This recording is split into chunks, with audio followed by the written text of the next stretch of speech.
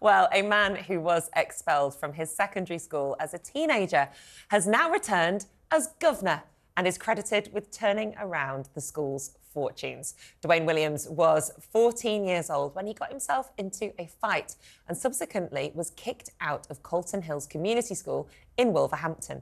Well, he's now returned as chair, and during his tenure, he's transformed the school into one of the best performing in the city.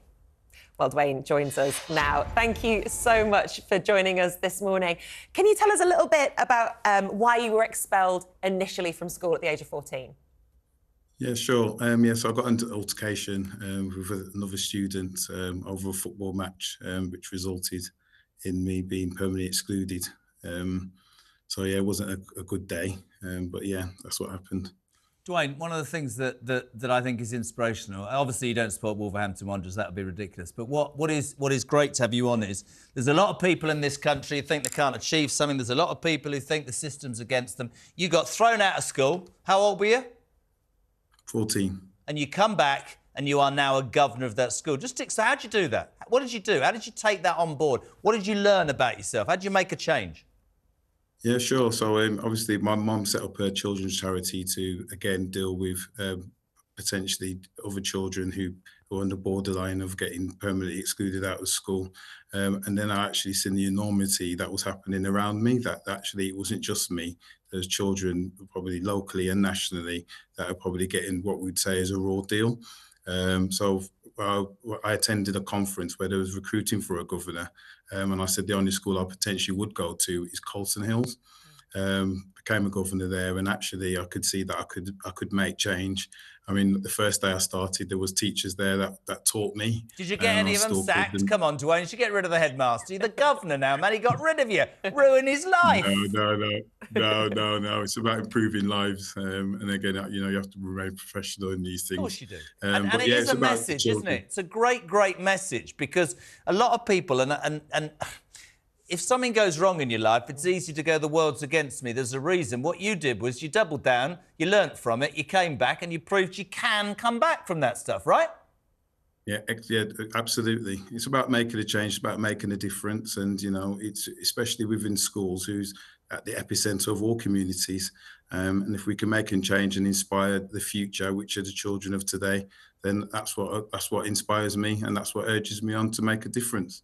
And Duane, from your experience as a teenager and now as an adult in your role as governor, the kids that you work with, what do you think it is that leads kids to behave badly, to get into fights at school? What do you think are the main instigating factors? I mean, there could be different things, peer pressure. There could be foundation, could be at home, could have a troubled home life. It could be the kids that they hang around with. It could be all sorts of things, really.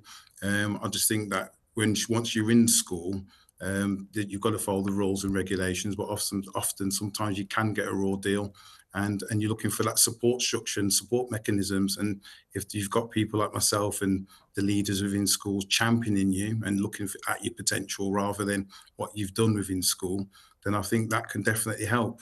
How are you viewed by, say, the teachers and the fellow governors? Do they think, well, he's going to come in here because he got expelled, he's going to be soft, or is he going to come in here and say, actually, it was a life lesson and it made me turn my life around? How do you approach that as a way to promote yourself?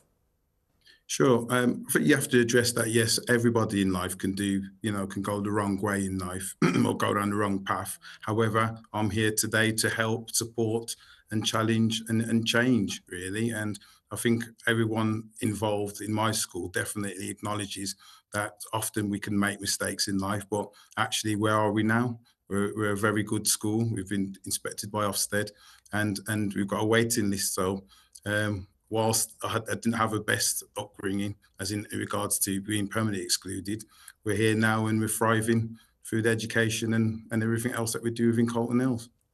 Well, just a huge congratulations to you, it's because a great story. It really does take something. Like, as Jeremy said, people can become, I suppose, victims of their own decisions, or they can become the champions of making new decisions. And what you've done, not just for your own life, but no doubt the lives of hundreds of other kids at that school as well. It's been an absolute pleasure to talk to you this morning.